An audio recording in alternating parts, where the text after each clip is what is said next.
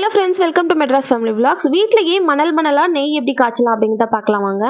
நம்ம பால் காய்ச்சும் போது மேலே தேங்குற ஏடால் நான் எடுத்து வச்சிருக்கேன். ஒரு 2 பாக்ஸ் போல் ஆயிருக்கு. அதை நான் ஒரு மிக்ஸி ஜாரில் மாற்றிட்டு அரைக்க போகிறேன். வீட்டில் கொஞ்சம் எக்ஸ்ட்ராவே பால் வாங்குறோம் அப்படிங்கிறதால எனக்கு நிறையவே பால் ஏடு கிடைக்கும்.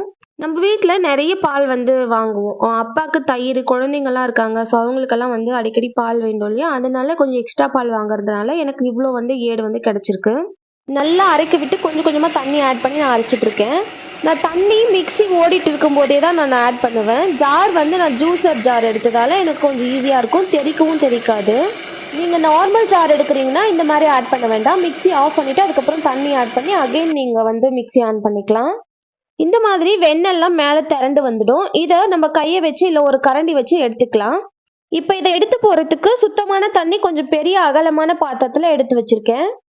நம்ம இதையெல்லாம் எடுத்து அதில் போட்டு வாஷ் பண்ணிடலாம்.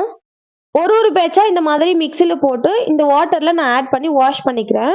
எல்லாத்தையும் மிக்சியில் போட்டு இந்த மாதிரி இந்த தண்ணியில் நான் வாஷ் பண்ணிவிட்டேன். இந்த தண்ணியை நான் இருத்துட்டேன். இன்னொரு வாட்டி வாஷ் பண்ணுறதுக்காக நான் தண்ணி ஆட் பண்ணிகிட்ருக்கேன். ஒரு 2-3 வாட்டியாச்சும் நம்ம வாஷ் பண்ணிக்கிட்டோன்னா தான் இந்த நெய் எல்லோயிஷாக நல்ல மணல் மணலாக கிடைக்கும்.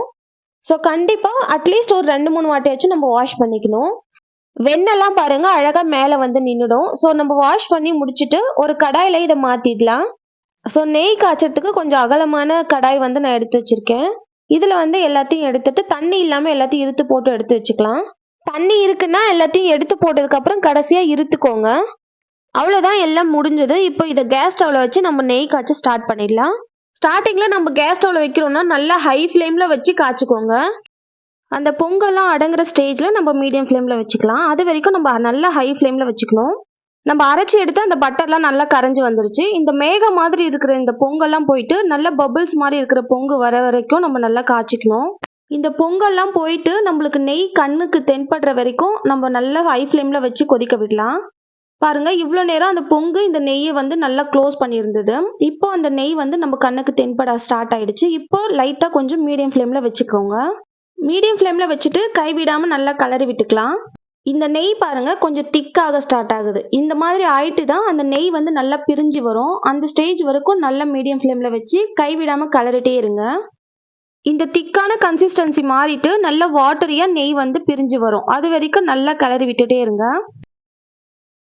இந்த மாதிரி கொஞ்சம் அகலமான பாத்திரம் எடுத்துக்கிட்டிங்கன்னா கொஞ்சம் நல்ல கலரி விடுறதுக்கு நம்மளுக்கு ஈஸியாக இருக்கும். அதனால இந்த மாதிரி கடாய் கொஞ்சம் பெருசாக இருக்கிறத பார்த்து எடுத்துக்கோங்க.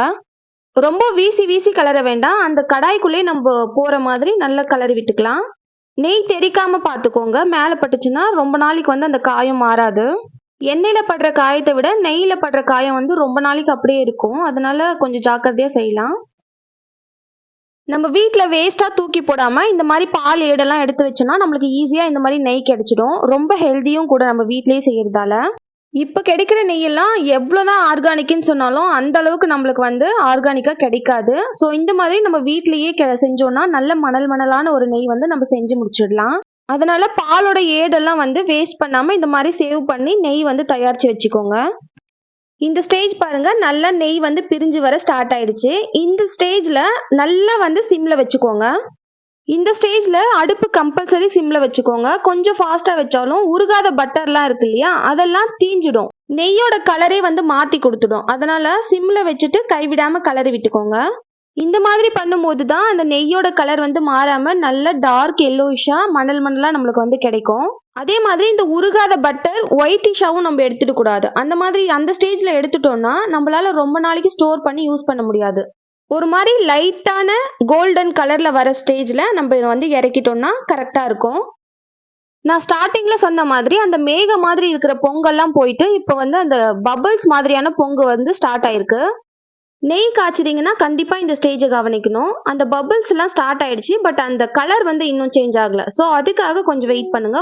இந்த ஸ்டேஜ்ல இருந்து ஒரு 5 செகண்ட்ஸ்லேயே கலர் சேஞ்ச் ஆயிடும். கலர் சேஞ்ச் ஆனதுக்கப்புறம் உடனே நம்ம முருங்கை இலை கொஞ்சம் ஆட் பண்ணிட்டு கேஸ் ஸ்டவ் ஆஃப் பண்ணிடலாம்.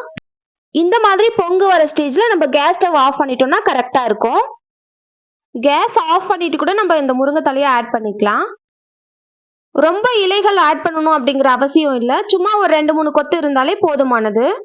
ஆட் பண்ணிட்டு சும்மா ஒரு மிக்ஸ் கொடுத்துக்கோங்க. அது நல்லா பொரிஞ்சு வரட்டும்.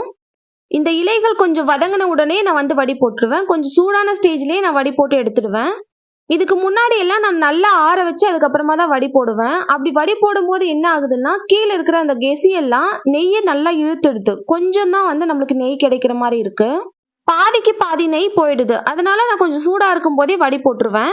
நெய் ஸ்டோர் பண்றதுக்காகவே இந்த மாதிரி 2, 3 பாக்ஸ் வந்து இருக்கும். அதுல வந்து மாத்தி மாத்தி நாங்க நெய் காய்ச்சி ஊத்திப்போம். வடி போடும்போது கொஞ்சம் சூடா இருக்கும். பார்த்து ஜாக்கிரதையா ஹேண்டில் பண்ணிக்கோங்க. இந்த ஸ்ட்ரெயினரோட கைப்பிடி வந்து உடைஞ்சிடுச்சு. ஸோ அதை வந்து தூக்கி போடுறதுக்கு மனசு இல்லை. நல்லாவே இருந்ததால நான் அப்படியே வச்சிருக்கேன். கைப்பிடி வச்சு இருக்கிற மாதிரி இந்த மாதிரி ஸ்டெயின்லெஸ் ஸ்டீல்ல ஸ்ட்ரெயினர் யூஸ் பண்ணிக்கோங்க. ஸோ நம்ம கைக்கும் சேஃபா இருக்கும், ஸ்ட்ரெயினருக்கும் கொஞ்சம் சேஃபா இருக்கும். ஸ்டீல்ல வடி போட்டுக்கோங்க. வடி போட்டதுக்கு அப்புறம் அந்த பொங்கெல்லாம் மேலே தேங்கி இருக்கு. அதெல்லாம் அடங்குனதுக்கு அப்புறமா அந்த நெய்யோட கலர் எப்படி இருக்கு அப்படிங்கிறத காட்டுறேன். பாருங்க, சுத்தமான பசும்பால் நெய் வீட்லயே செஞ்சது மணல் மணலா இப்படிதான் இருக்கு. ஸ்மெல்லு வந்து வேற லெவல்ல இருந்தது. நம்ம நார்மலா கடையில வாங்குற கீக்கும் நம்ம வீட்ல செய்யறதுக்கும் நல்ல டிஃபரன்ஸ் தெரியும். முருங்கை இலை கிடைக்கல அப்படின்னா கண்டிப்பா ஸ்கிப் பண்ணிடலாம். அது போட்டு தான் ஆகணும் அப்படிங்கறதெல்லாம் இல்ல. அந்த ஒரு ஸ்மெல்ல என்ஹான்ஸ் பண்ணி கொடுக்கறதுக்காக தான் அந்த முருங்கை இலை ஆட் பண்றது. அது போடலன்னா கெட்டுடுமா அப்படின்னு எல்லாம் எதுவும் இல்ல. சும்மா அந்த ஸ்மெல்லுக்காக நல்லா இருக்கும். அந்த முருங்கை இலை போட்டா நல்ல ஸ்மெல்லு கொடுக்கும். அதனாலதான் அதை ஆட் பண்றது. டேஸ்ட் வைஸ், ஸ்மெல் வைஸ் எல்லாமே பெஸ்ட்டாக இருக்கும். நீங்கள் வேஸ்ட் பண்ணாமல் கண்டிப்பாக இதை ட்ரை பண்ணி பாருங்கள். பால்லாம் வாங்குறீங்க, நிறைய பால் வாங்கி நீங்கள் யூஸ் பண்ணுறவங்களா இருந்தால் கண்டிப்பாக இந்த மாதிரி ஏடெல்லாம் சேவ் பண்ணிக்கோங்க. கொஞ்சம் டைம் எடுத்துட்டு அதெல்லாம் சேவ் பண்ணி வச்சுக்கிட்டோம்னா சுத்தமான நெய் நம்ம வீட்லேயே தயாரிச்சிடலாம். இந்த கீ வச்சு ஃபேஸ்க்கு இப்போ வைரலாக போயிட்டு இருக்க மாய்ஸ்சரைசர் நான் ரெடி பண்ணியிருக்கேன். அந்த வீடியோட லிங்க் கீழே கொடுக்குறேன், கண்டிப்பாக பாருங்கள். வீடியோ பிடிச்சிருந்தா லைக் அண்ட் ஷேர் பண்ணிட்டு சேனலை சப்ஸ்கிரைப் பண்ணிக்கோங்க. மெட்ராஸ் ஃபேமிலி விலாக்ஸ்க்கு சப்போர்ட் பண்ணுங்க. தேங்க்யூ.